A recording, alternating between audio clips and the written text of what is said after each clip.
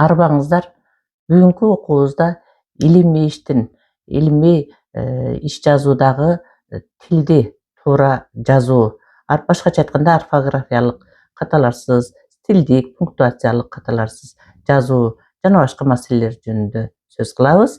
Эң биринчи илимий иштин тили жана стилине токтолобуз. Илимий тил так, ыраттуу жана катасыз болушу керек. Орфографиялык, грамматикалык жана тыныш белгилери туура колдонулууга тийиш. Баяндоо үчүнчү жакта жүргүзүлөт. Биринчи жак мен деген эмес, биз деген жактама татоочу колдонулат, же болбосо пассивдүү формалар колдонулат. Жөнөкөй, так жана түшүнүктүү тилдин колдонулуусу сунушталат. Субъективдүү, жаргондук, көркөм же апартма сөздөрдөн болак болушу керек. Колдонулган ар бир терминге зарыл учурда түшүндүрмө берилип кетүүсү керек. Экинчиси, структура жана логикалык байланышты сактоо. Ар бир сүйлөм жана абзац бири-бири менен логикалык байланышта болуусу шарт. Сүйлөмдөр кыска жана жөнөкөй түзүлүштө жазылганы жакшы болот. Текст мазмуну жана формасы боюнча логикалуу, симметриялуу жана бир кылка болуусу зарыл. Үчүнчү, шилтемелерди кандайча колдонуш керек? Шилтемелердин төмөндөгүдөй түрлөрү бар. Түз шилтеме. Мазмун сөзгө тырмакча менен берилет. Сөзмө-сөз тырмакча менен берилет. Кыйыр шилтемеде мазмун өз сөзү менен жалпыланып берилет. Бирок негизги маани сакталып калат. Шилтемелердин жазылыш үлгүсүнө токтололу. Бир автор болгондо каша ачылып автор жазылат, үтүр коюлат, жыл, андан кийин кош чек белгиси коюлат, бет деген сөз жазылбай эле аны цифра менен эле жазылат дагы, каша жабылат. Эки автор болгондо эки автордун үтүр аркылуу эки автордун фамилиясы берилет, үтүр менен коюлат дагы, кийинки жылы баягыдай эле кош чекит, анан бет, каша жабылат.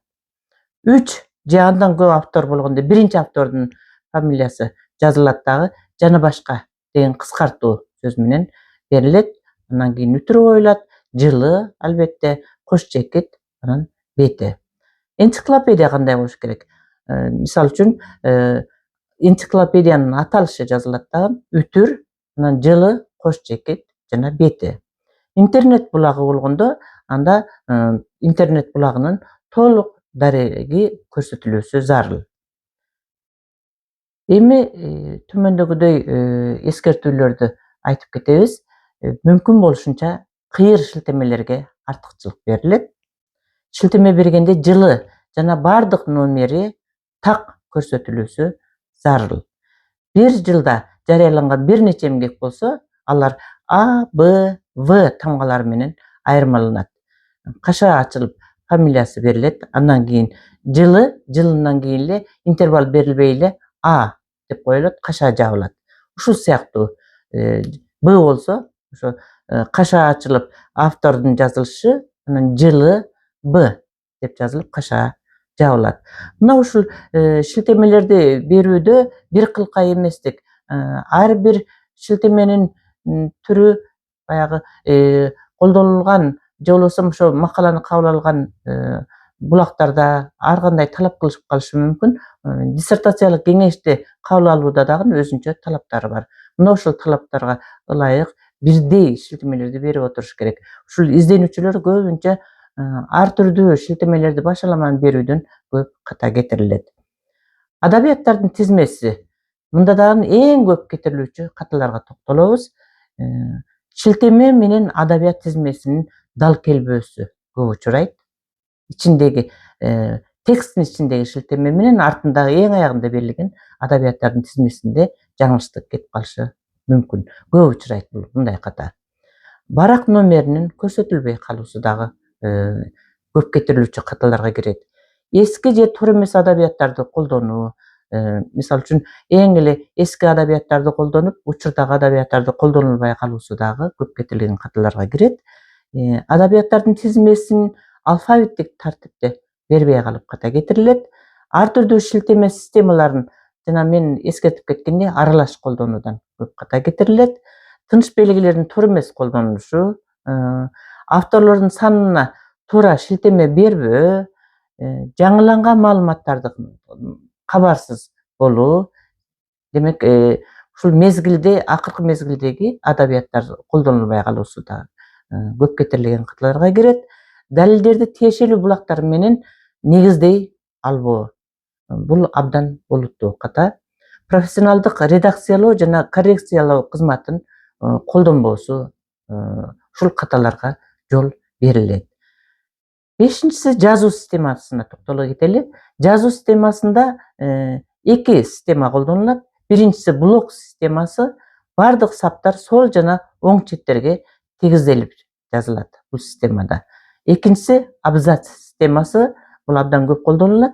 Ар бир жаңы абзац 2-3 тамгалык боштуктан башталат. Эми алтынчы таблицалар жана сүрөттөр кандай берилүүсү керек? Илимий изилдөөлөрдө көбүнчө ушул таблица менен сүрөттөрдү берүүдө да башаламандык кетирилет. Кайсыл сүрөттөр болгондо, таблица болгондо аны кандайча көрсөтүлүшүн билбей калып дагы көп ката кетирилет. Таблица жана сүрөттөр тексттин мазмунуна ылайык жайгаштырылуусу керек. Темага тиешеси жок таблица же сүрөттөр албетте колдонулбосу керек. Шилтеме таблица же сүрөт берилүүдөн мурун жазылышы керек.